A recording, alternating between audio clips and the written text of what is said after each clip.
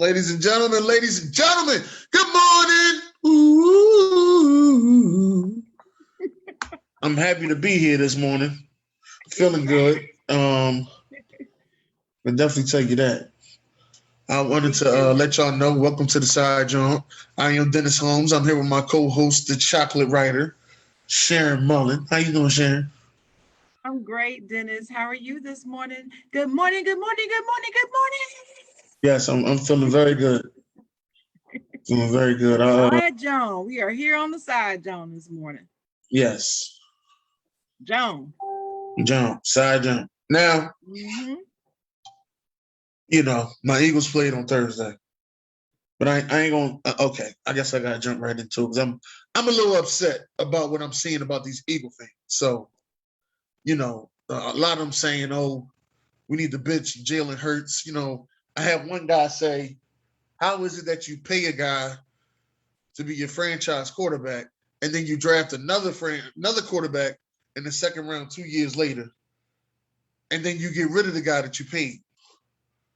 Which they talking about Carson Wentz and Jalen Hurts. A lot of Eagle fans thinking Jalen Hurts isn't a franchise quarterback. Jalen Hurts is not the guy. We need to draft a quarterback next year in the draft. I've been watching college football heavy. I don't see a quarterback capable of taking us anywhere. Jalen Hurts is the best option for this team. And he's not one of those microwave guys you're going to get overnight. He is a rhythm quarterback. He's going to be inconsistent. Things are going to happen. This is called a growth spurt. We wasn't going to the Super Bowl this year, especially with that linebacking core. It's issues on our team that nobody's even talking about. I talk about the linebacking core all the time, but our defensive line ain't as good as it used to be. They okay. They I would say that they between 10 and 15, but they ain't good as they used to be. I felt as though Derek Barnett should have had one of the best games of his life because he was going against one of the worst offensive linemen in the league, and Donovan Smith. But I guess that's just my thought. I seen Derek Barnett at my college football team, Tennessee Volunteers. I've seen him, break Reggie White's sack record. I watched him play. This ain't that same guy. That's just in my eyes. And then you got Jalen Reagor, who can't catch a cold. Like, trying to figure out. I understand we spent the first round pick on him, but at this point, he got to be in rotation. He can't be a starter. Quez Watkins is outplaying him. The chemistry between Quez Watkins and Jalen Hurts is better. And then to top it off, you wake up Friday afternoon, Zach Ertz get traded after he had the best game this season. So you let all that sink in. I don't understand. I asked you, why did they trade Zach Ertz? And you just told me it was about the money. But right. When does it come? How do you make that decision when you're dealing with a player that's playing pretty well? He wasn't booty, he wasn't garbage. He was playing pretty well. And then, like you said, he just had this great game. Then you're gonna trade him for the money. But what is the money going to get you? It just seems to me, I don't feel that the Eagles have a history of picking well in the draft or signing free agents. Some free agents. Not very many. Not many. Some, not enough to trade after week 5 or week 6.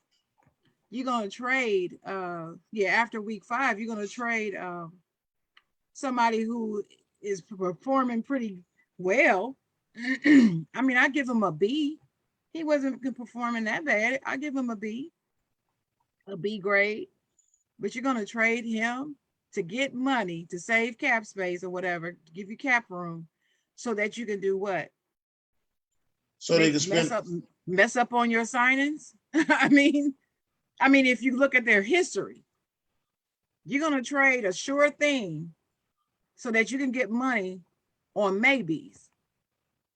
And their maybes don't pan out a lot. So, that's the thing that was really confusing me when you told me it was about the cap room. And I'm sorry. I don't know. I'm still baffled by it. And I'm not alone. I'm looking up and down the timeline and people are like, what? Right. Even if they knew it was coming, they're still like, what? Because we've been hearing this rumor about trading him for like 3 weeks. I heard it the whole off season. Oh, I only heard it last 3 weeks. Yeah, I heard it the whole off season. It was up and down, whether he was gonna keep him, he was gonna go, Mm-hmm. That's how it's been. This I was a little upset about that. And it's kind of crazy because we were down 28-7 and almost made a comeback. A lot of people say if it wasn't for that taunting call, but I'm not just going to put the taunting call out there, which that was a BS call, but we got to do better as a team because we can't overcome a lot of big situations. We're not that good to overcome all that. Well, what I will say is y'all hung in there. What was the final score? 22-28. Right, 6 points. I had Tampa Bay winning the game 27-24, 3 points. So I was only off by 3 points. We had people in our pick'em group saying that they were gonna slaughter y'all 42-10 and craziness like that. I'm like, what have y'all really been watching? And what I have learned is a lot of y'all, okay, being the only woman in our little subset group, making these picks, I'm really learning a lot about men in sports. It's really an education for me because what I'm learning is a lot of men make their picks based upon things other than football. Other than football, they're reaching back from things when the bully beat them up when they were kids, and the bully's name happened to be Jalen or something. So Tom Brady's gonna kill Jalen Hurts 42-10. Don't have nothing to do with what they've been seeing him do all season. It has to do with the bully named Jalen that bullied him when he was a kid. Oh, so he's going down. Tom's gonna vindicate this for me. And they don't even know they're doing it. And I'm just watching, I'm just looking at this saying, what are you talking about? Last week when we made our pick'ems, I was told that I was crazy on several picks I made. Yeah. I ended up 12-4. 12 right, 4 wrong in my pick'ems, which is pretty doggone good. When some of the others were like 9-7, 10-6. So, I mean, I'm learning a lot about y'all fellas. I have to say, at least for you, your picks are never emotional. You picked Philadelphia, I believe, because you felt that they could actually beat Tampa Bay, and I did too. I did feel like they could, and I was hoping they would, but I felt like Tampa Bay would edge them out, just edge them out, and that's pretty much what they did. If you win by 1 touchdown, that's just edging somebody out. That's not a killing by any means at all. Wouldn't you say? I agree. That game came down to 2 third-down conversions by Tom Brady. Mm-hmm. That's what it came down to. He forced one to Antonio Brown that was double covered, and he still got it to get the first down. Antonio Brown made that catch. That was a great catch. Right, great catch. Mm-hmm. Antonio Brown still got it. He never lost it, and I knew he never lost it. I just now wish he was still like the Steelers doing it. My biggest problem is with Nick Sirianni. That's my biggest problem. Tell me about that. I don't understand what he's doing with these play calls. Mm-hmm. It don't make sense to me. I remember his press conference. As a matter of fact, let me go all the way back. I remember you saying that he didn't have a suit on during the interview. Mm-hmm. So they went in the back and they got him when they announced him as the new coach. Yes. Right. And Deion Sanders said you got to dress for the job. That's right. Right. So I'm sitting there and you were saying he didn't have a suit on. And then I see the press conference. He kept talking about these systems, system this and system that. Week 1, he had a pretty good week 1. We're a second half team, so I see his improvements third and fourth quarter. But first quarter is like, we real dry. Like I haven't seen him because this is what they say about coaches. Coaches dial up a 10-play script to start the game. So his 10 plays hasn't got us a touchdown yet. And he's an offensive coordinator. Former offensive coordinator, now head coach. Right. So, and a lot of people are like, oh, because Jalen Hurts missed passes and stuff. No, it just does not get us where we need to be at. We got too many 3 and outs. We're not doing enough. Too many penalties. Things is happening. These are disciplinary things, and these are things that we need to talk about. But nobody wants to talk about how bad Nick Sirianni is calling these plays. They want to just say, oh, it's Jalen. I personally believe you can put any quarterback out there, and if they got to listen to Nick Sirianni's plays and they can't audible, it ain't going to work. Well, what about that play, that goal on the goal line, on the 1 yard line? What about that one? Tell the folks about that. It was first and goal from the 1 yard line. He went shotgun on a read option, and Tampa Bay stopped it. Second and goal, he went back shotgun again. It's like second and goal from the 3. But Jalen Hurts is such a good athlete, he got us a touchdown. Nobody wants to say that. Like we didn't win anything. We didn't win time of possession. We didn't win the turnover game. We didn't win, the first downs, nothing. I think he got more T-shirts than we got first downs on the season. That's just me. Yeah. I'm not liking what I'm seeing out of Nick Sirianni. We all know that Jalen holds the ball a little bit too long. Shout out to my brother-in-law, Mike. He out there and watching us today, and he sent me that text. That is true. He does hold the ball a little long, right. But I mean, he's going to grow out of that. Okay? He's going to grow out of that. He's trying to make a play. He's trying to make a play with what he sees. He needs to read the defense a little quicker. Yes, he does. But again, he's such a superior athlete that even though he does that, he's still able to make plays despite his deficiencies. And he needs to get credit for that.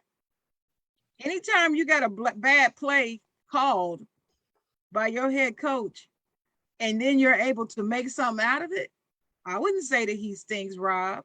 I would not say that he stinks. No. He's talking about unless you're talking about Sirianni. He's talking about Sirianni. Now, if you're talking about Sirianni, then I'm agreeing with you. I don't think that he stinks all the way. We were talking about this last night. Dennis and I were talking, and I talked about the first game they played. I think it was the first game? And he was good. The against the Falcons, the plays that he was calling were good plays, is what I'm saying. Yes, I know it was only against the Falcons, and the Falcons are not Tampa Bay. I get it. I'm not making that comparison. But the actual plays that were called were smart. I felt. And I was impressed by his packages of plays. But you're right. I was questioning. I didn't watch the game, but when you told me, I mean, you asked me about that first 1 yard line thing, and I'm like, why are you in shotgun formation on the 1? Don't make sense. I mean, I'm a chicken. I know you don't do that. I know that. Yeah, OG, shout out to OG, said that's like Pete Carroll play calling. It was that bonehead Super Bowl play call. It was. Like Pete Carroll. Fortunately, Jalen was able to make something out of it. But what if he wasn't? What if he didn't? Right. Guess who would have gotten the blame? Jalen. Exactly. That's the problem. That's the issue I'm having. Is often, please don't, I'm not going to say it. No, well, let me give a shout out to ACJ in the comments. She was at the Atlanta Falcons game with me. Shout out to OG. Good morning, OG. Rob Whitney, who got me on Bella the Birdman podcast on Thursday. Shout out to Rob for that. The plug. And again, we just look bad and still almost won the game. That's the crazy thing.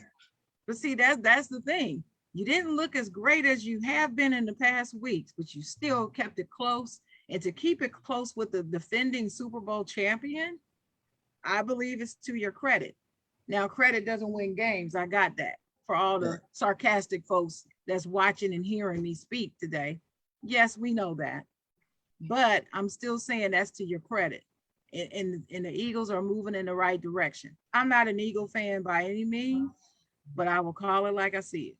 And you're moving in the right direction. That's how I feel about it. Yeah, that's definitely how I feel about it. It just, you know, it's just sad, you know, because I remember when I left that Atlanta game and one of the guys was like, yo, we got a good team. And I'm like, man, we don't fix this defense, it's going to be a problem. We need to get some linebackers because, you know, we can't seem to do nothing right stopping the run. And he was like, well, it's going to take 2-3 years. I said, well, you never know. You never know how this is going to work out. Because we didn't know that 2017 we was going to the Super Bowl. So you never know how it's going to work out. Chips may all fall in your favor. That's true. But before we move on to the next subject, I wanted to give a mention on something. You know, when I come on here, especially on the side, John, I have a few t-shirts I like to wear, right? And every now and then I'll wear a t-shirt that's a conversation piece, and sometimes it's not. It's a generic t-shirt. Well, today I am featuring the t-shirt for an organization called the Sissy.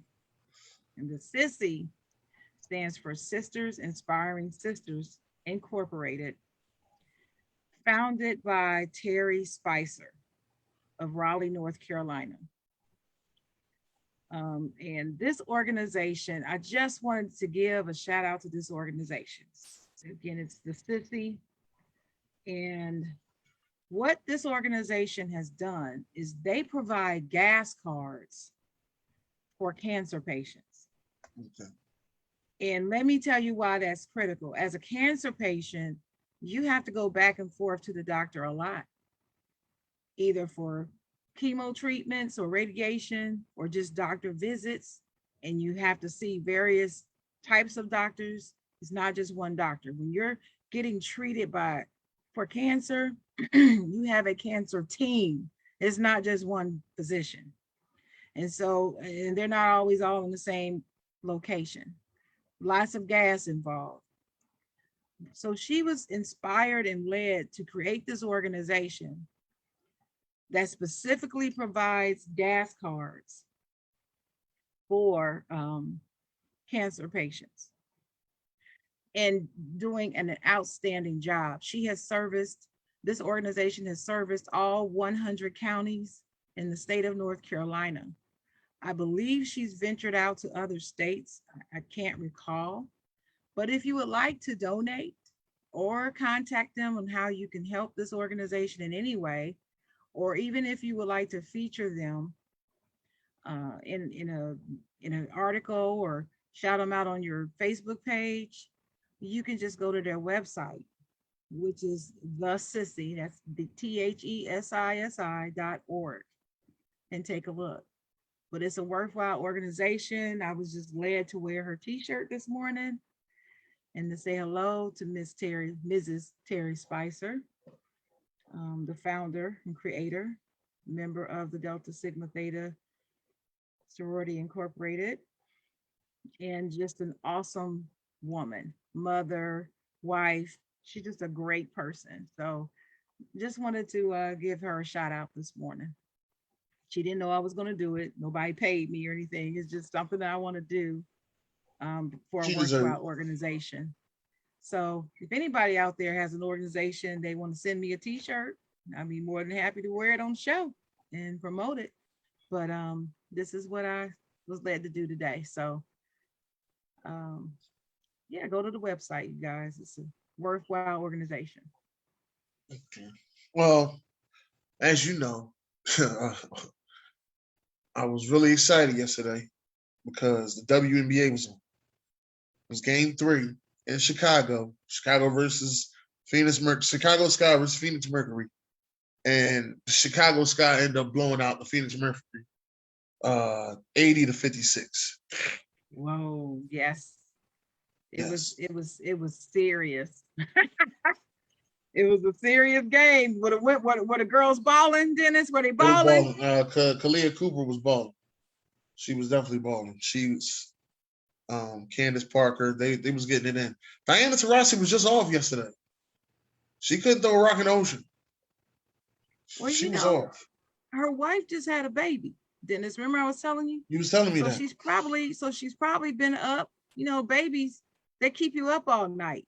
That could be it. I don't know. I haven't heard her say that or anything. I'm just thinking her wife just had a baby within the last 5 days, it looks, I think. So she could be up. She It can could be. happen. She like I said, she couldn't throw a rock in the ocean. Um, Sunday, 3 p.m. is a pivotal game 4 that Mm-hmm. Phoenix has to win. Because if not, the Chicago Sky will end up winning the championship. And it would be their first championship. First championship, and And let me which tell will you put why this is Candace so Parker key. Mm-hmm. on GOAT status. Yes, let me tell you why. This is what I was going to get into. She just left the LA Sparks. This is her first season playing for Chicago. Right. And she helps to bring them a championship. That's Man, big. that's some LeBron That's stuff big. right there. Yeah, that's big. That's big. Man, And I right like it. now, everybody voted on the first WNBA GOAT, and everybody, the results came in, and it was Diana Taurasi. That's great. I think she deserves it to a certain extent. My pick was Cheryl Swoops. That was my pick, who will forever be the GOAT of the WNBA for me. Um, but this right here, doing something like this in the WNBA, bringing an iconic city as Chicago a championship the first season you transfer there. And I mean, she's a big reason why. It's not like she's just there as the sixth man or sixth woman, I should say, on the bench, coming off the bench and helping them win a championship. No, Candace Parker's, the offense is built around her. So Right. that's what I say. I say it's huge.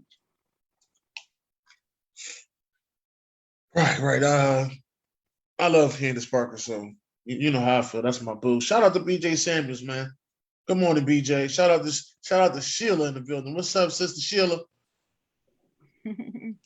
Hi, sissy. My sister's in the comments. Yeah. Um, that was one of the things I was excited to watch that game on Friday night. I know the NBA was on, but I was more excited to watch the WNBA. And Chicago was packed. Chance the Rapper was in the building. I mean, it was packed. That was a packed house there. So when they say people ain't coming out to see the WNBA play, that's a lie. They coming to see them play. And when they say that it's boring, it's a lie. I get into all these conversations, especially in 2MW Sports 360, a Facebook sports group that I'm in. And whenever I post anything about the WNBA, here come all these fellas. It's boring and I don't watch it. And I'm thinking, how you know it's still boring to you then if you're not watching it? If you're not giving it a chance, how do you know it's boring? How do you know if you're not watching? I watch it. I love it. Well, I'm like you. My goal is to get to at least two WNBA games in 2022. That's my goal. Because see, we used to have the Charlotte Sting. We don't have the Sting anymore. And I'm here in North Carolina. I got to drive. It's a drive. It's a hike for me to go somewhere to see some WNBA action.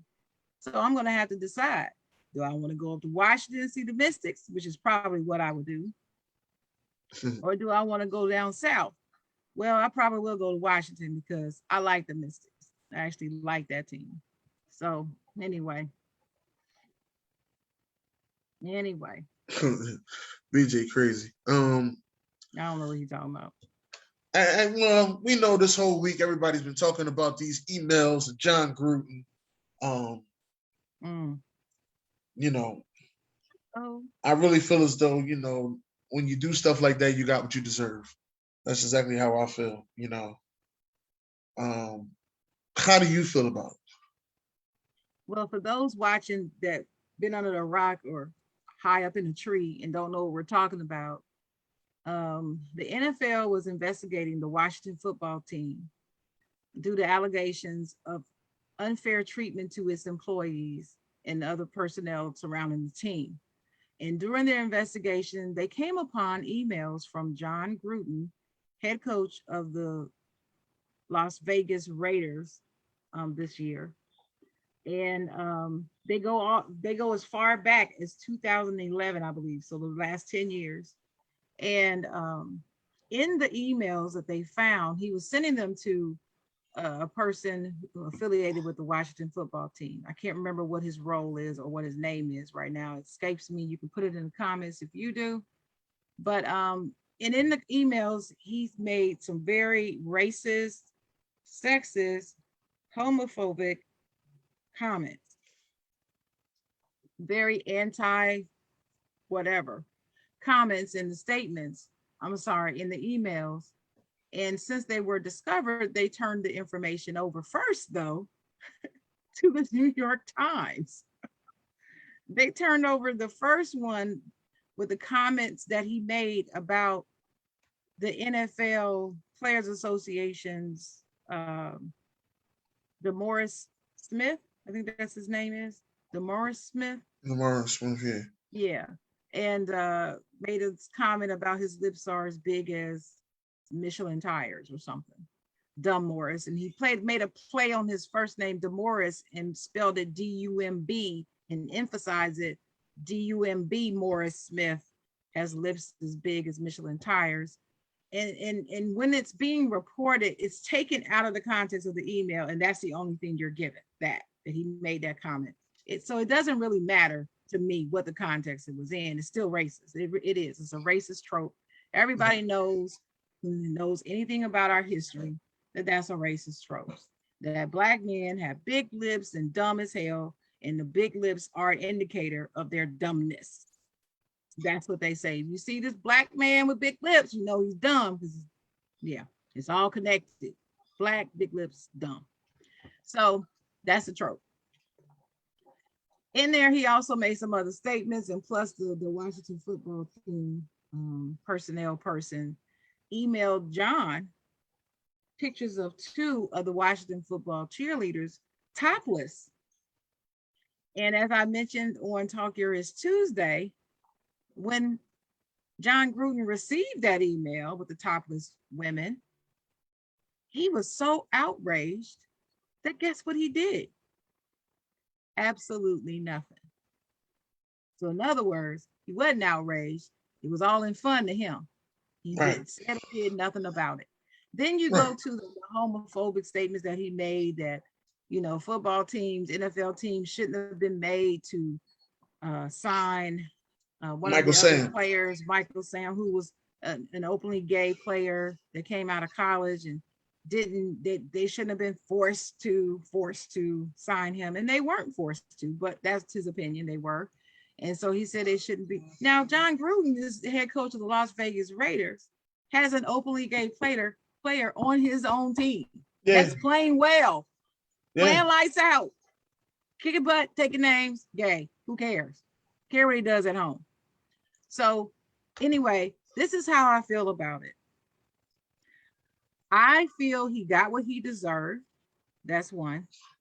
Number two, I'm going to try not to be long-winded. Shout out to Guru. Shout out to Guru, long-winded Guru. Yeah, I don't want to be long-winded. I feel like he got what he deserved, number one.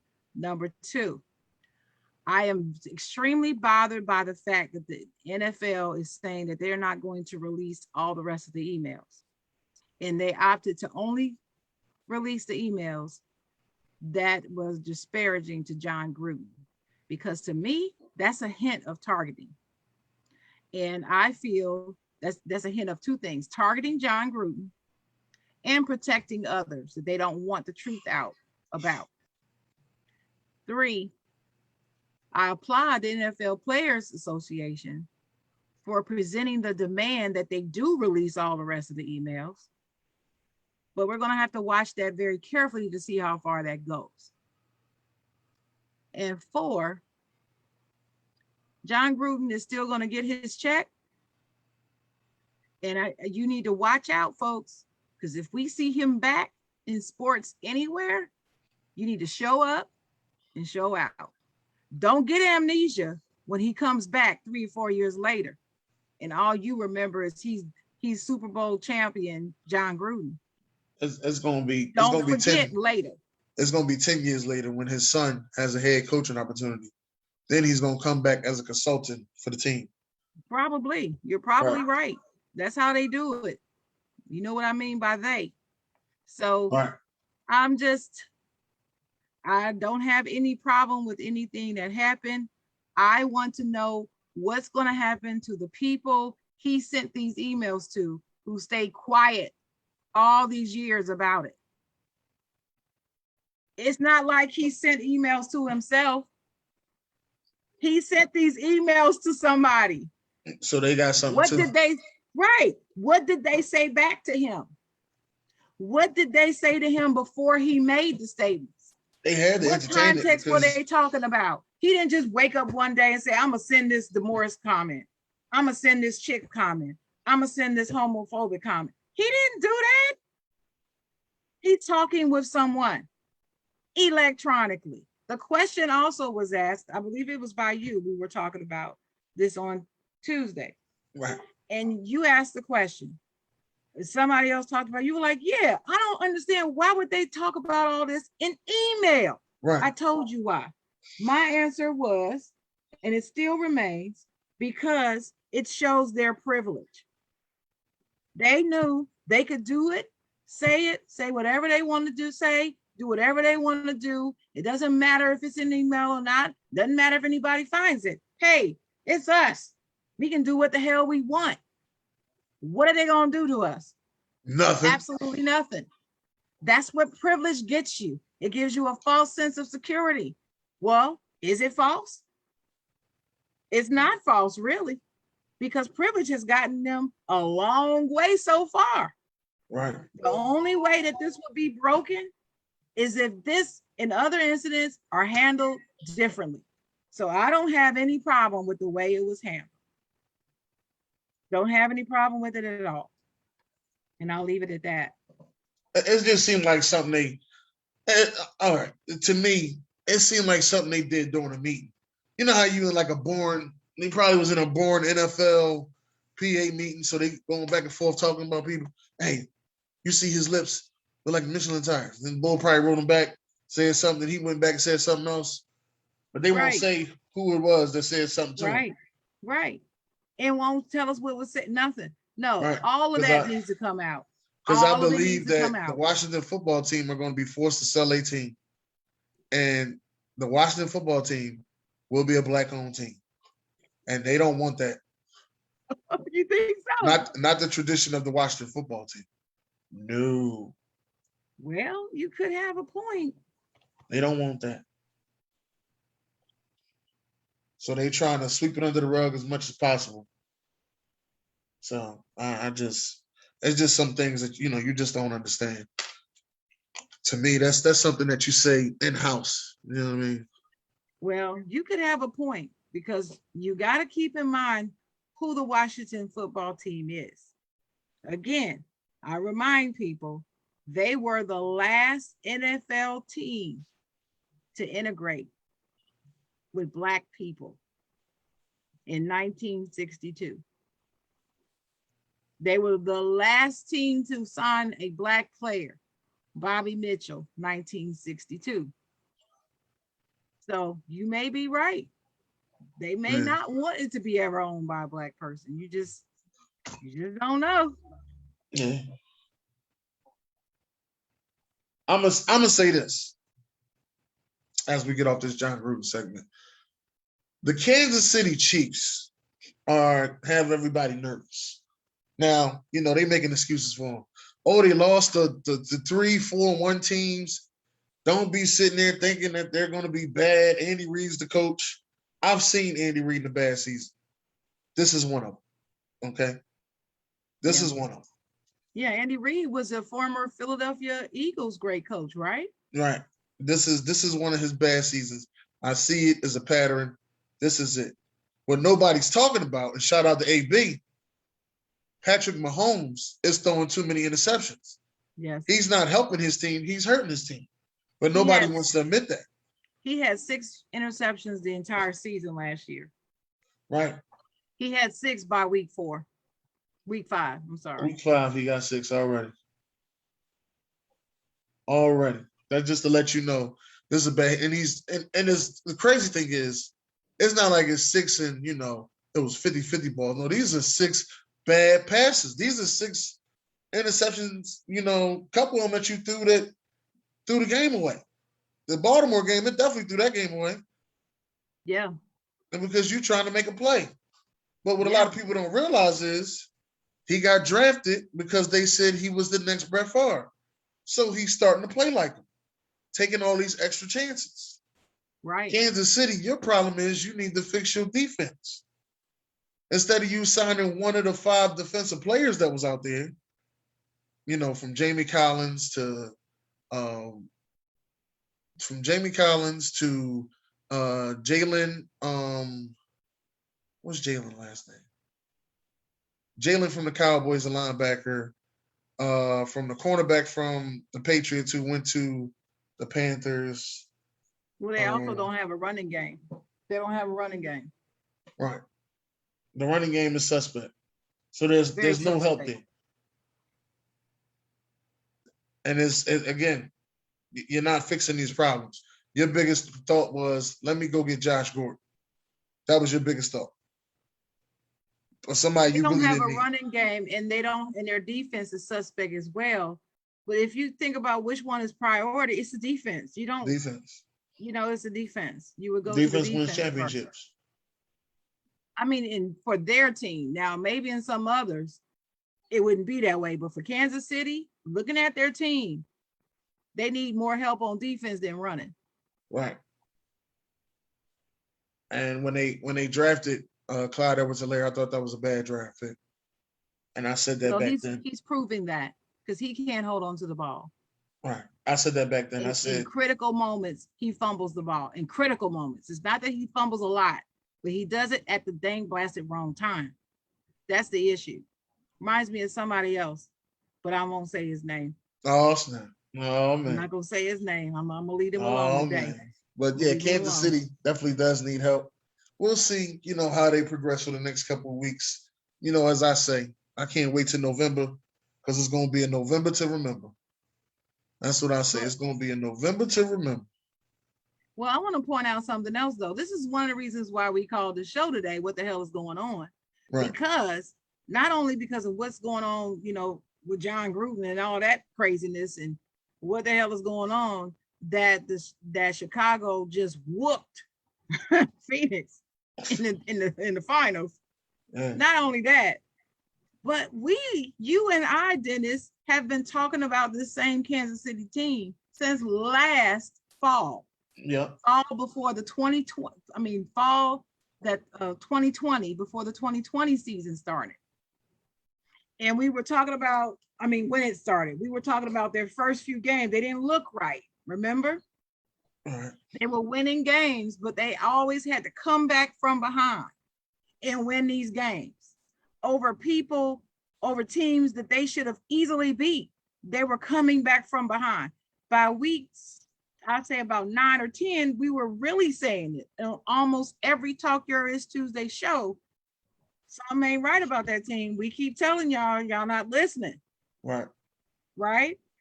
Then we get they get through the playoffs and they're going to the Super Bowl. We were like, they're not going to beat. And that Cleveland Browns game was a big game, Right. We all know Cleveland do fall short, but Cleveland hung in there with them. Now a lot of people gonna say that's because Patrick Mahomes got injured, but Cleveland hung in there with him, man. It was a hell of a game. But if you watch it unbiasedly and objectively, you had to see the failings and the deficiencies of the Kansas City Chiefs were a problem that late in the season, going into the Super Bowl against Tampa Bay, who ain't no slackers. They ain't no slackers. And they're being quarterbacked by the guy that everybody else but me thinks is the GOAT. So if you truly think that he's the GOAT, why are you picking Kansas City?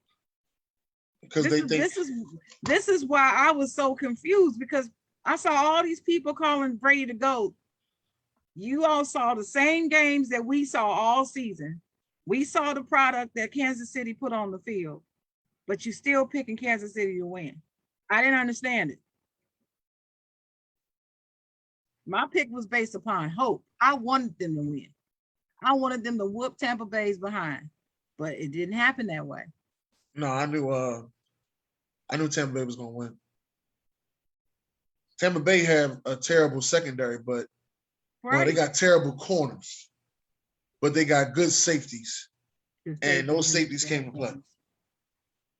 Yeah, they didn't. They put it on Kansas City in the last Super Bowl. Let me just say that. Right. They put it on them. They was ready to play. But anyway, but we've been calling it. I just wanted to point that out to the public. Dennis and I have been calling out the Kansas City Chiefs since last season. It's more the same this season. I don't understand why everybody's not talking about it. Why is it such hush-hush? The only person I saw talk about it yet is Stephen A. Smith, and nobody wants to hear him say it. No. Then they want to discredit him. Right. But he's telling the truth. Talk about that too. I'm glad you said that. Speaking of Stephen A. Smith, or as the guru would call him, Stinking A. Smith, you know. Mm-hmm. I love Stephen A. Smith. Listen, I do too. At the end of the day, it's sometimes, you know, everybody's saying, oh, he a traitor, he a sellout. He's on TV 5 days out the week. And sometimes he's on TV twice in those 5 days out the week. He gonna say something. He got to speak on every issue. And he got to speak on it the way that he see it. Now, if you got a problem with it, you just got a problem with it. But he's been doing this since he's been there. He is talking to town. Because if he wasn't talking to town, you wouldn't have a problem with what he was saying. That's right. That's why he's big time. That's why he is who he is. Right. Like he said, he got 5 more years left on his deal. But the Kyrie situation about him not getting the vaccine and Stephon Marbury, you know, making a video speaking up for him, saying we need to defund Stephen A. Smith's mouth. At the end of the day, I'm not mad at Kyrie, but I think Nets fans and Nets players probably is. Especially Kevin Durant, because he had that long conversation with him in the hallway about how they was going to do good and win a championship. Right. And now you ain't even going to be there. Mm-hmm. It's not that he's not going to be there like something happened to keep him. He's making the decision not to be there. Not to be there. That he doesn't have to make. And I just don't understand. You know, if he wants to not get the vaccine, I know a team he can come to, because we got a guy we don't want. So I know a team he can come to. We can make a good switch. I'll take that switch. At least if he come to us, he only going to miss about 10 games. So, and if he do come to us, then we got to have the best record in the NBA. Because we can't have no game 7 in the finals in LA, and he can't be there. Right. that's what can't happen. But that's what will happen if he decides not to get vaccinated. Right. I think, okay, if you listen to, I'm a Kyrie fan. I like Kyrie too. Uncle Drew was my guy. Kyrie fan. I believe he's got some of the best handles on a point guard I've ever seen. Okay. I'm not going to get into he ain't top 5 or he's this or who you got on your list. I don't want to hear all that. That's not what this is about. So, but I just wanted to give some background that I am a Kyrie Irving fan. Duke graduate. I shouldn't say graduate. He went to Duke. I don't know if he has a degree. But anyway, I like him. My issue with him is the same as what Stephen A said on the video clip that I sent you this morning.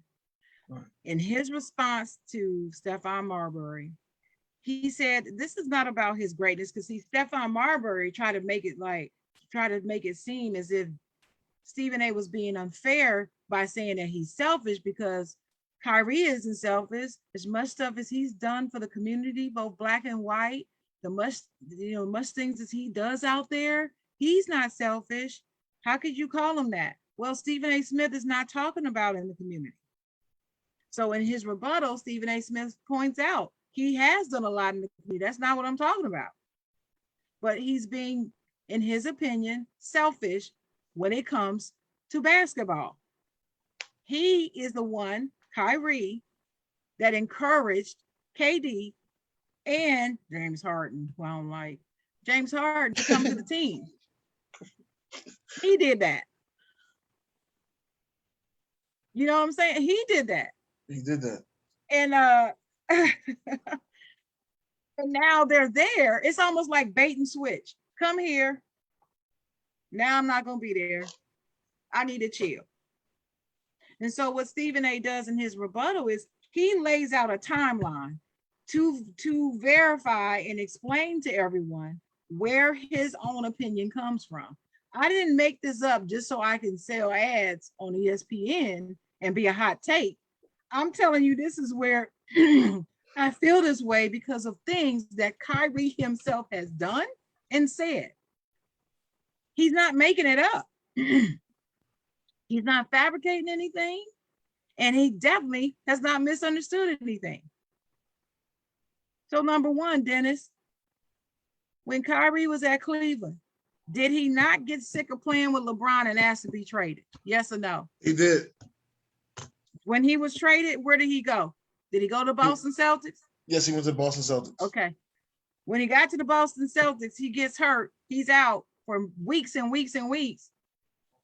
A couple of times throughout the season, they went to the Eastern Conference Finals. They went all the way to the Eastern Conference Finals without Kyrie, didn't they? Yeah, without him and Gordon. Right. But he was without both of them. Right. But he definitely wasn't there. Right. So that's true. Mm-hmm. But when he was there, he had to call LeBron and apologize to LeBron. I'm sorry. He didn't understand all that LeBron was trying to do and say to him before when he was there. Now he gets it as trying to be the leader of the Celtics. He gets it now. So he had to apologize to the one that he asked to get away from. Did he not? He did. Yes or no? He did. Okay. So that's three right there that Stephen A. Smith said in his rebuttal that was accurate. Fourth thing, he said, now he goes to the Brooklyn Nets, persuades Kevin Durant and James Harden to come. Did he not? Did he not do that? Yes. Then they get there and he makes decisions that's going to keep him from playing on the team at all now. How are they supposed to feel about that? How are they supposed to feel about that? And it's not like anyone's asking him to do something illegal or immoral to stay on the team. I'm just like, what? And he says also, in terms of the vaccine, he says, I'm on the fence still. I'm on the fence. It is October 2021, Kyrie. You are an intelligent brother. What are you on the fence about now? I mean, how long has this vaccine been out? Almost 2 years. A long time. The vaccine, I'm saying. The vaccine's been out at least 6 months. Oh. At least. What are you on the fence about? Kyrie Irving has the power and the money that he can pay to have access to any skilled professional in the world of viruses, viral treatments, anything, that he can have them flown out to his house to do a personal session to get all the information he needs to know about healthcare, vaccines, and everything so that he doesn't have to be on the fence. And if after all that information, he still decides, you know what, I'm not getting the vaccine, fine. I just don't understand the on the fence thing. That's what I don't understand. I don't understand the fence because enough information is out there now. And I'm looking in the comments. Tavai Thomas says you have healthcare professionals that don't want it. Yes, yes, you do. But you got to look at why they don't want it. I know one in the healthcare professional profession that doesn't want it. But I got to look at the person I'm talking about and who they are and the types of things they believe. So that doesn't sway me in any way at all, not me. But anyway, I'm just putting this out here because I was very agitated and aggravated by that video. I'm a Stephon Marbury fan, but I felt like he was out of pocket to say silence his voice and accuse him of selling out folks and all that. I get so sick of that narrative that's not true about Stephen A. Smith. Y'all don't know Stephen A. Smith. If you think he's a sellout, y'all don't know Stephen A. Smith. You definitely don't know him like I know him. I don't know him personally, like he's not my friend and not going to see me and say, hey, Sharon, and give me a hug. He doesn't know me like that. And I don't know him like that. But what I do know about him and what he does for people and the things he cares about and what he's done for Black people that nobody wants to ever talk about or find out about, you can't ever call him a sellout. Sorry. Right. Like I said, he on TV 5 days out the week, sometimes twice a day. So he's gonna say something. He got to speak on every issue. He's gonna say something. You may not like it, but it is what it is. He's gonna say something. That's right. And the reason that you listening to what he says is because he's box office. That's it. Because if somebody else said it, you wouldn't have a situation. But when Stephen A. say it, it's like, oh man, I can't believe Stephen A. said that. It's because he's box office. That's and he's right. a nice guy. And he's gonna talk about it. Let me tell you something else very important that he picked out, that Stephen A. Smith pointed out about Stephon Marbury's comments. So Stephon Marbury ended his video comment with, they need to defund Stephen A. Smith's voice. And Stephen A., in his rebuttal, laid it out. And he wasn't angry. He wasn't yelling and screaming. He laid it out and said back to Stephon, watch Stephon Marbury's documentary. If you have such a problem with my voice, why is it my voice talking about what a fantastic player you are? Why was it that my voice was the one all up and through your documentary? You didn't have a problem with my voice back then when it was something you agreed with. Why all of a sudden now you got a problem with my voice and it needs to be defunded? You see how you see the double standard and hypocrisy in that, Dennis? You see right. that? I see all that. No That's sense. why, at some point you just got to be like, Stephen A. If you upset with what Stephen A. said, just call him.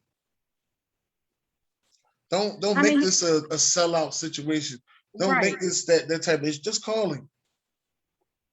And people think Stephon Marbury couldn't just pick up the phone and call Stephen A. Yes, he could. Yes, he can. Because if you guys remember, he's been covering Stephon Marbury since he was in high was school. a big champion of Stephon Marbury when he was going through that crap with the Knicks. Right. He was on his side with that. Play the man. And he was very vocal about it. The Knicks is his favorite team. Right. So, I mean, I don't know. I look at all this now. It's, to me, I don't know what the hell is going on, Dennis. I don't know what the hell is going on. But it's like, I feel like I was having this conversation with my sister just yesterday. It's like we're living in an alternative universe or something. All of a sudden, people who ordinarily wouldn't believe crazy stuff are the very ones believing crazy stuff. And nothing is real anymore. Like, nobody believes anything. Nobody believes anything. Sheila Mullen put in the comments, 600,000 plus have died from COVID. I don't understand why there is a question about taking this vaccine. This is a public safety or public health issue. Vaccines have been and are required for public safety. Yes, Sheila, that's what it's all about. Public health. I made a point of saying that on another show. It's about public health. Right.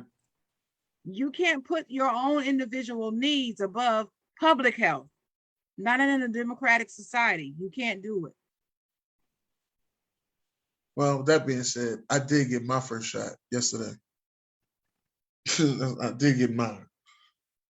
So 3 more weeks, get another dose.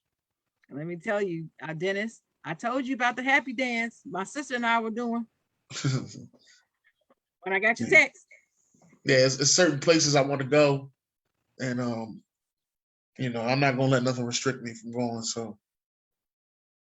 Well, even more so than that, Dennis, you care about yourself and you want to be healthy and you want to be here and you want to be present. Shout out to Jay Will.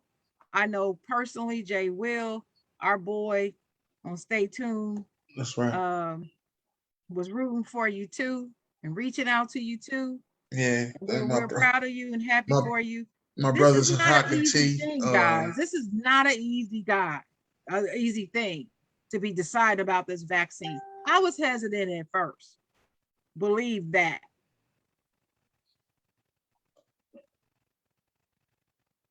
What were you saying, Dennis? I said I got to give a shout out to my brothers Hawk and T, my boss who told me that I need to get it. That was just a lot of people were surprised that I didn't have it already. All the traveling I was doing. Right. And I was like, well, honestly, I was in COVIDville. Shit, I was in Miami and Atlanta. That's COVIDville. Yeah, but the one thing I will say about you, Dennis, you wore your mask though. Yeah. You wore that mask. You wasn't sitting out there. I ain't with go to too many crazy places. And I ain't go to too many crazy places. I ain't want to get it and then bring it back to the fam. So I try to just stay. And how are you feeling today? My arm's sore. I'm a little tired. That's about it. Yeah. That is about it. Shout out to OG. He said he's very happy for you and being accountable for your health. Yeah. Yeah. No stuff. We love you, OG. Yeah. And my mom. My mom did tell me to get it too. She been told me to get it. Of course she did. I did. Me and my dad, we was debating should we get it, and I told him I'm going on Friday. So I think he went and got his on Friday too. I'm gonna call him up later on. If he did. Yeah, that's good. Yeah. Because I work in the school around a bunch of kids, so kids carry germs. Crazy. Yeah, they do. And then if they're under 12, they can't get a shot. I think they're finally starting to too soon or something. They're trying to get something approved for them, but I don't think it has been yet. I'm not sure, but the last thing I heard, under 12, they still cannot be vaccinated. So if you're working around young children, then you really need to protect yourself and them. Yeah, I got my school's from kindergarten to 8th grade. Yeah, right in that age range. Right in that age range, the majority of them. Yep. Well, I knew once you told me, because you guys, Dennis has been saying that he was going to get it for a while, and I refused to ask him, what are you waiting on? I didn't ever ask you that, did I, Dennis? Did I ever say, what are you waiting on? Never asked me. I just prayed about it, but I knew when he came to me and said, I'm going Friday, he actually put a day on it. I knew it was just as good as done. Yeah, because you and Ernest OG, y'all both said, don't get it during the week because you gotta go back to work. And I'm glad I didn't, because I wouldn't have been able to go to work today. So, right. Because you just be too fatigued. It's just a fatigue thing. Right. I mean, your whole body isn't riddled in pain and all that stuff. You're not going through any of that. No. But you would be going through if you had COVID. Possibly. Not 100%. Right. COVID affects people in different ways. This is what I'm finding. Because, I've had a lot of people that I know personally have had it, or they have family members that had it. And I always ask, what are the symptoms? What do they go through? I'm always asking because it's such a wide range. It is. Because a lot of people was like, oh, I don't taste nothing. And I'm like, I ain't had that problem. I can taste everything. And another comment, Jay Jones says, this is a tough topic to discuss, in my opinion. Neither side is wrong. No, And they're I not. agree. I agree, Jay. It is tough to discuss. And I am not going to say, and I hope I'm not sounding like it, so let me just say this. I am not saying that the people who don't take it are wrong necessarily. I'm not saying, oh, you're a horrible person or you're wrong or you don't care. I'm not going to go that far.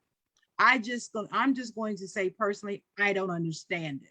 That's all I can say. I don't understand it.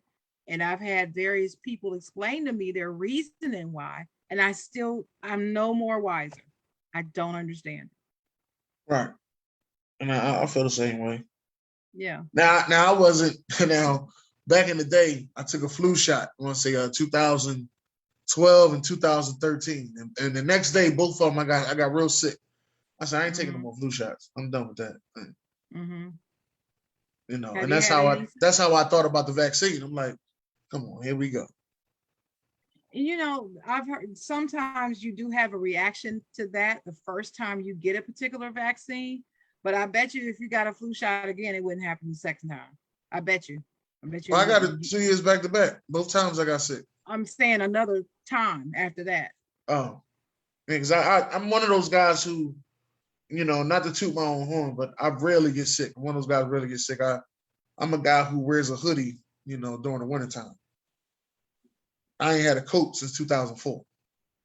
And my manager, I rarely get sick too. I don't get sick laughs at me about that. Flus. In fact, I haven't had the flu since second grade. That's the last time I've had a real flu. I ain't have the my sister Sheila Mullen said my daughter gets the flu shot every year. Each time she missed getting the shot, she got the flu. Yeah. Now, 2019, going into 2020, I got real sick. Like I want to say right before Kobe Bryant passed away. I had got real sick, and I was sick bad, but I still went to both of my jobs, and it was bad. I started falling asleep at the job and everything. It was terrible. And that was the one time. Then COVID came out in February, and I was like, well, damn, I might have had that because I was sick as hell. Mm-hmm. And I was just taking a bunch of NyQuil. I remember a lot of people told me that they got sick anywhere from November, December, or the January before COVID was announced March 1st. Yeah. Right. Yeah. And I remember when it was March 13th, they told us, the school gonna be closed. And then like the 27th, I think it was in March, that's when they shut the United States down. Mm-hmm. You had to be an essential worker to go to work. Right. And the good thing is we're essential people because we handle property insurance, so we have to function. Because if we have a hurricane over here in North Carolina, people need their checks to get their homes rebuilt. Right. And so but we were so organized ahead of time. The week before they gave the shutdown order, the week before, they hadn't even given them any type of inkling of an order or anything. Our CEO said, no, today is Friday. Take everything home with you and work from home starting Monday. That was good. So we did that like before the shutdown even happened, and we've been at home ever since. And we are still functioning and cutting checks. That's what we're doing. Yeah, that was good. That was definitely good. Mm-hmm. I didn't leave the house until, I don't think I left the house until June. That's when I finally left the house. Mm-hmm. I was in the house the whole time. I didn't leave the house till June. Yeah, we had those late night Zoom parties. I had to leave the house because I had to go, I had doctor's appointments. And of course I gotta go to get groceries. Right. Oh no, they at that time they was delivering groceries to the house. Oh yeah, they do.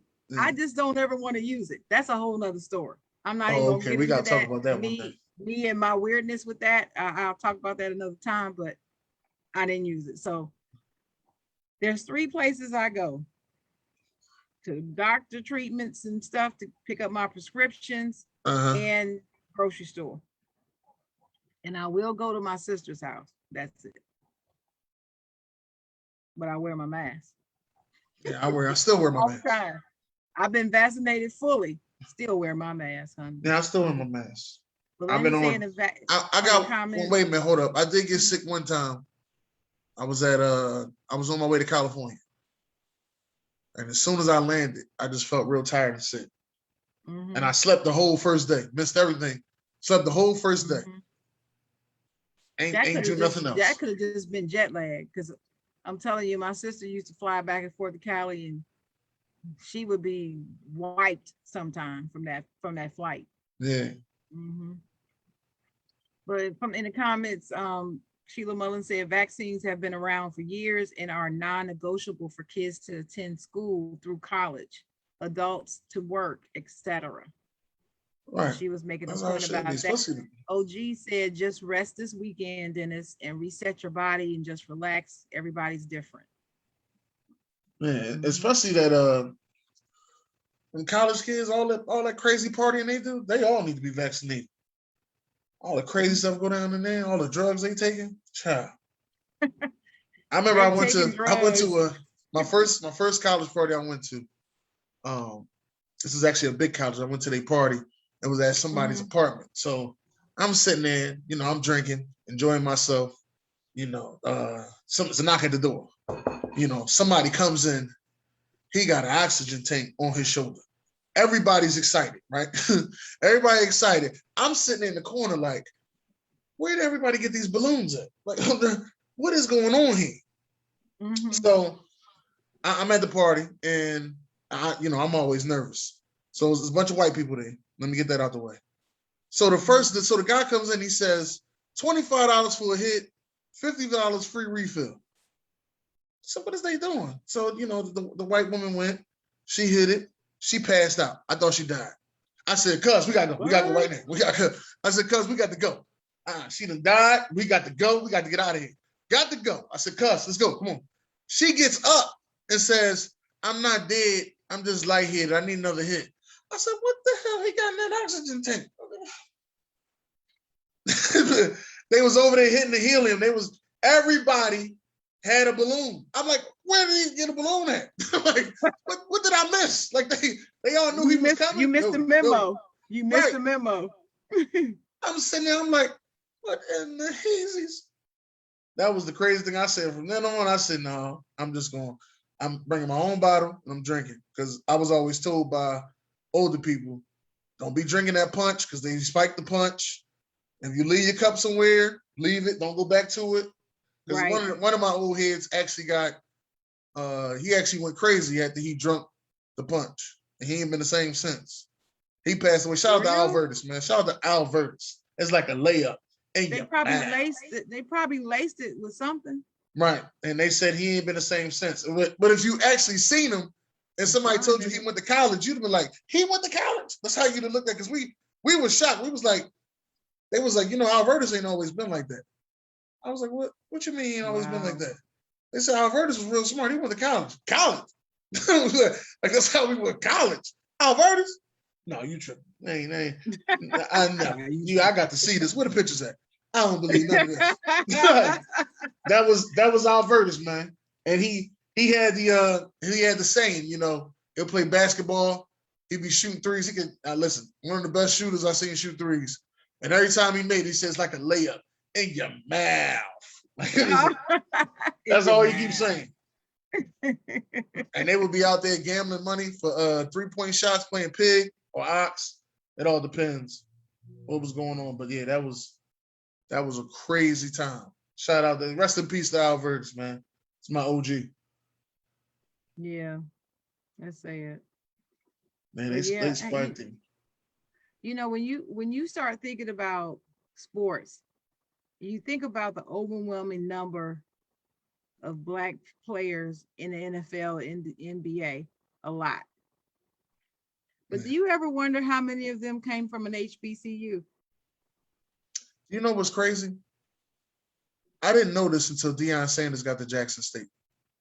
Jackson State has more Hall of Famers than Florida. Has more Hall of Famers than Florida. The old You. No, that's Miami. No, that's Miami. Yeah. I call them the Hurricanes. I don't call them the U. I call them the Hurricanes. I know. they ain't won nothing since they've been the U. They the Hurricanes. I know. But yeah, they got 4 Hall of Famers, and Florida only has 2. I mean, when I say Hall of Famers, I mean NFL Hall of Famers, for those who want to fact check. They only have 2 NFL Hall of Famers as of right now. Now I believe some guys will go. I believe Pouncey might get in, and I believe that Joe Hayden will get in. I believe those 2 will get in. Where did they go? Where did they go? They went to Florida. Florida, okay. Yeah, Florida. That's the school that the crazy school, as they say. They got a whole documentary about it. Ace the MVP was telling me about it, how during the Urban Meyer Tim Tebow year, how all those things was going on in Florida. Mm-hmm. Urban Meyer. But for basketball players, it's easier because they're getting drafted off their high school hype.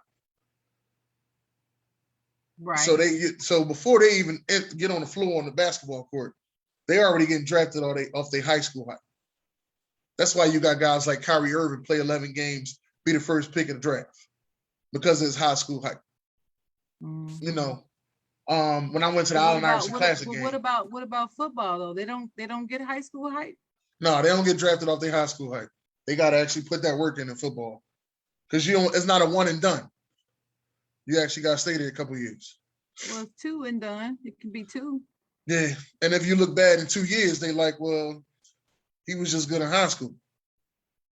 Got you. Yeah. Okay, I can see that.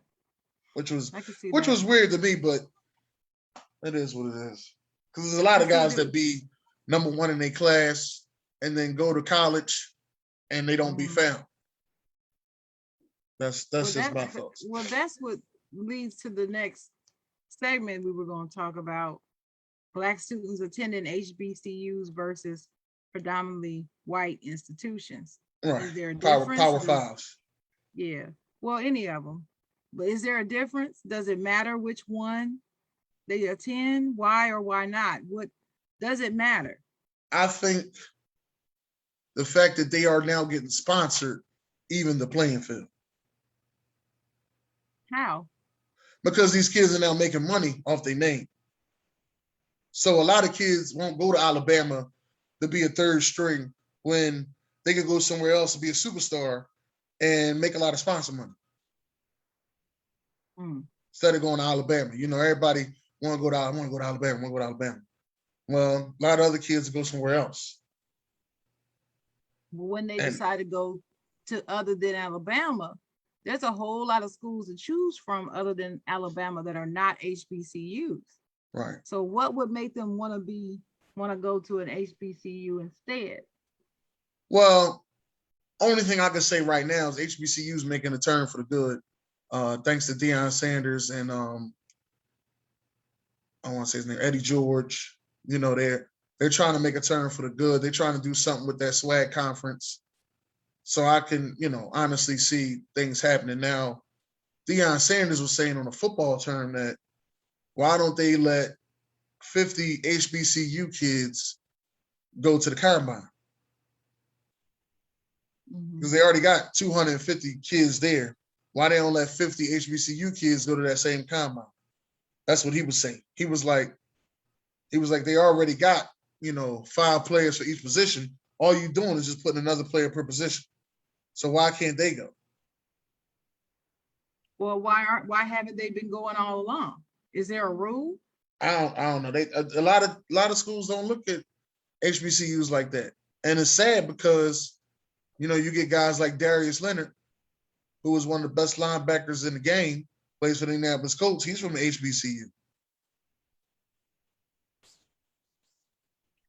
Okay, so what you're saying is the NFL Combine allows 5 players at each position. Man. And it's never from an HBCU? The players I think it's 10 at each position. I think it's 10 at each position. Let's just say it's 10. So are you saying that it's never a player from an HBCU that they're inviting? Not that often. I've seen more D2, D3 hype than I've seen HBCU hype. Well, I agree with that. It's about the hype because you barely get a mention. Right. I remember when I first started seeing HBCU games broadcast on ESPN 3, I think it was, or something, or ESPNU. Right. And it was always Grambling versus somebody in football. Grambling versus this team, Grambling versus that. It was very rarely any other teams but Grambling. And I was like, well, Graham's not the only HBCU in the nation. Come on now, can we get some other teams on there? Because Right. it started out very slowly. And then, every time that I would see that they're on being broadcast, I would just watch just for ratings. Even if I wasn't interested in the game, I would watch and turn to it just to have the TV on that channel, watching the game. And I enjoy watching the sport. It doesn't really matter who's playing. Sometimes when they broadcast high school football and basketball games on ESPN, I watch them. I don't even care if I don't even know the high school. I just love the sport. I love the game. Love the game. Now, what I wanted to ask you again, though, about the sponsorship thing. I'm one of those people, as you well remember, that's not really for all that paying collegiate players. But okay, it is what it is. They get to get paid for their likeness. So my question to you then, Dennis, would be, why isn't this sponsorship then? How is this sponsorship now going to affect the PWI signing of Black players versus the HBCU signing, Black players? I don't see how it would have an effect either way. I see it having an effect, but it's not going to be big at first, but it'll start to trickle down because, like I said, guys not going, like, okay, for example, talking about that Florida team. Cam Newton was backing up Tim Tebow. Tim Tebow was, college football god at the time. So he wasn't getting in the game, Cam Newton. Now, you could sit back there and you could, enjoy your championships, or you could go to another school and actually be the man, win a Heisman, get your endorsements and make that money. Mm-hmm. That's the way I see it. I don't see a lot of these Power 5 teams being loaded like they used to be. But again, like I always tell you, it's always about how you talk that talk. And we was talking about Calipari last night. He could talk that talk. Right. Yeah. So it's all about how you talk that talk, what you promise these kids. Conference.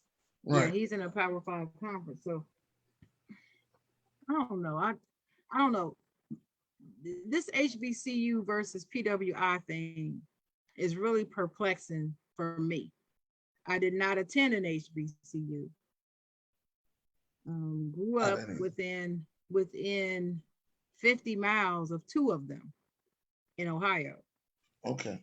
But at the time that I was selecting colleges, neither one of those universities offered the program that I wanted to go in. So I didn't even consider either one of them.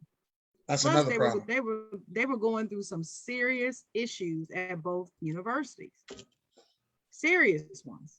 Are you talking about Akron and what else? No, not Akron. Central State University and Wilberforce University. Oh, okay. Wilberforce, I believe, is by some accounts the oldest HBCU. Other accounts say it's this other school, but I was always grew up being told that Wilberforce was the oldest HBCU, but I could be wrong. I was always told that it was Cheney. Right. Cheney was the first ever HBCU. First ever, right. That's what I was told too. So between the 2 of them, they can go back and forth and figure that out. Right. But Wilberforce University and Central State University are both within 50 miles of my house. And they're good universities, pretty good universities now. But then at the time when I graduated high school, there were some issues. So I didn't look at either one of those. And being a girl in the Big Ten, I picked a Big Ten university. They had my program. It was like the top 3 in my program in the nation. Mm. So, I mean, why would I don't understand. And people, when I try to explain this to people now, all these years later, they still take issue with that. You should have gone. Why didn't you go? You know, both my parents are graduates of the same HBCU, North Carolina State, um, North Carolina State A&T University. Mm. I don't understand what the issue is. I applied and got accepted at A&T, but in case people don't understand, North Carolina is 500 miles from Ohio, and I personally did not want to go to school that far away. So I made a decision not to go. And I chose Michigan State. Very proud of my decision. I love my school. 45,000 plus students, over 10,000 Black people. I had a Black experience that was amazing at MSU, right? So when Right. people talk about this Black experience that you can only get at an HBCU, I would say to them, how do you know when all you've attended is that? You don't know that. You can't say that because you don't know me. You don't know my experience. You don't know what I did. And I've talked to you many, many times about my experiences at Michigan State, how militant I was, how I was a leader in the Black caucus, how I did education, Black education, and I designed protests and trips and things down to Washington to protest apartheid. We were instrumental in getting apartheid eradicated in South Africa, and it was largely led by people in our age group, and my group of Black students from Michigan State were included in that movement. So don't try to tell me that you can only get this experience in one particular type of university. That is not true. And so I try not to get offended by it and just educate people on it. I feel like this also translates to sports because the number one reason my athletic friends told me they didn't go to an HBCU is money. They told me either they were not offering full college scholarships, they were only offering 2, and my parents couldn't afford to pay the rest, or they lacked the money to have good enough facilities as compared to the bigger universities in the PWIs. So they didn't attend. They came to Michigan State. I don't see a fault in that. I don't see a fault in that. Do you? Do you? I mean, help No. me because I don't see a problem in that.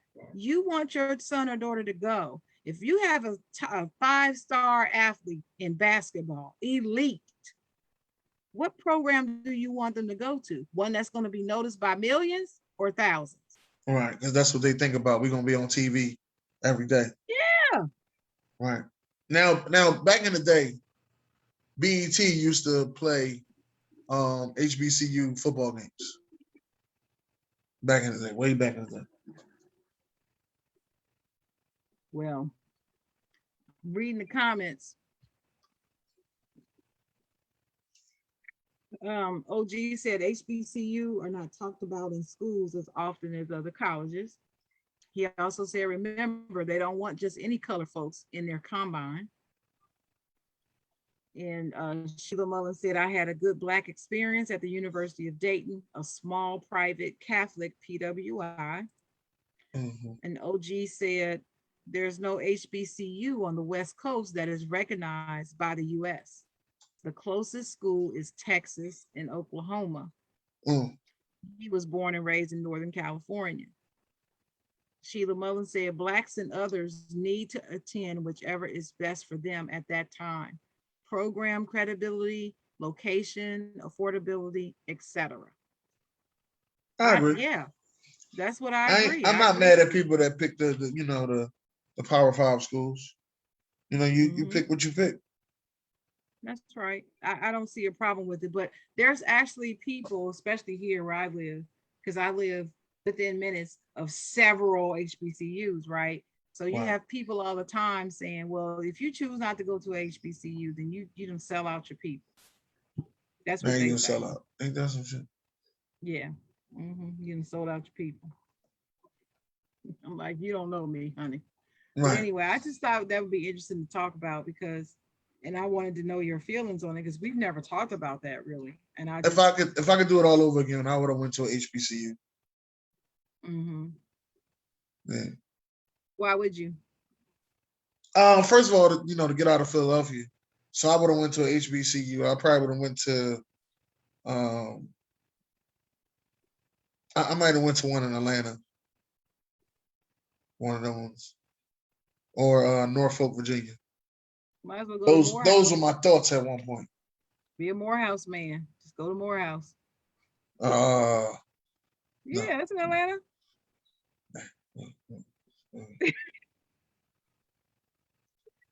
Why not Morehouse? Dude's only at Morehouse. Well, Spelman is right there. That's where all the women. That's what they say. I gotta see it. I gotta see how close it is. Yeah. Okay. It ain't tricking if you got it. Right. That's all I got to say. I need some help. I need to be in the class with some girls who's gonna help me study and all that. You know what I mean? I need some help. All right. Well, anyway, what we got next, Dennis? The only thing we got next is the tip of the day. The side Jawn tip of the day. Side Jawn tip of the day. You want to give out the tip of the day? Well, I'm gonna give out my tip. My tip is, listen, folks, say what you mean and mean what you say. Integrity is key. That's my tip of the day. Don't walk around here saying you're going to do this or you're going to, bring this or you're going to have this or whatever, and then don't do it. Say what you mean what you say. Don't sit up here and say, well, it wasn't that bad if you think it was awful. Say how you feel. Say what you mean. Be a man or woman of your word. Keep your word. When you say you're going to do something, do it. For instance, this is what made me think of this. For instance, Dennis, you and I are on a show. We appear on a show every Wednesday. Buck Flair show at 10 o'clock p.m. Eastern on Facebook. And on the show, throughout the football season, we give our picks for all the games for the week, right? Right. Past Wednesday this week I was there, but the prior Wednesday I wasn't on the show, but I was watching. I watched it in the comments, and I don't know, some of the people on the show kind of got out of hand when it came to talking about the Pittsburgh Steelers. Right. So during the conversation, Buck Flair, your co-host on the show, asked the two individuals who was talking all that crap about the Steelers, saying that the Steelers were not going to beat the Denver Broncos. Hey, if the Steelers win, you got to wear yellow on the next show. You got to wear yellow the rest of the week is what he really said. Then he said on the next show. And they were both like, yeah, I'll wear it. Well, one did and one didn't. And the excuse was, I don't have anything yellow. Right. You had a week.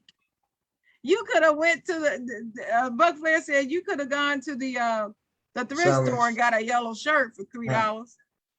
If you had to put it on. So shout out to the one who did, because he was a man of his word.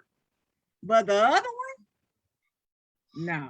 So you don't talk all this crap, puff up and talk and say all this stuff and say what you're gonna do and then don't do it. That's just like welching on a bet to me. And if you're gonna say it in passing and not take it seriously, then say, nah, I'm just kidding. That's what you're supposed to say. Then you're let off the hook. But that's not what happened. So I say it just got me to thinking about that the rest of the week of this week when he showed up without it on. I said, tip of the day. We can just talk about the tip of the day and let the tip of the day be, say what you mean what you say. Do what you say you're gonna do, because integrity is key. Okay. Think about that, Dennis. I like that. I like that. I definitely You got a like tip? that. You got anything to add on that? You got a tip? For those Another people tip? that are in relationships, you in a relationship, and you like you're one of those people who are tick for tack. You have to leave that tick for tack stuff alone. It's either you're gonna be with that person or you're not. Don't do this tick for tack. Right. And, they did this to Right. me, I'm gonna do this to them, and they went over here. I'm gonna. You're not gonna win like that. You're not. Right. So take your time and try to appreciate your relationship. If it's not worth appreciating, leave. Don't worry. Be happy. That's it. That's all you need to do. Is don't worry and be happy. So that's my tip of the day. Thank y'all for coming to the side, y'all, this morning. I am Dennis Holmes. I am here with my co-host, the chocolate writer, Sharon Munn. You got any last words, Sharon? Shout out to everybody. Heal the world. Take a look at yourself. Be the man and the woman in the mirror.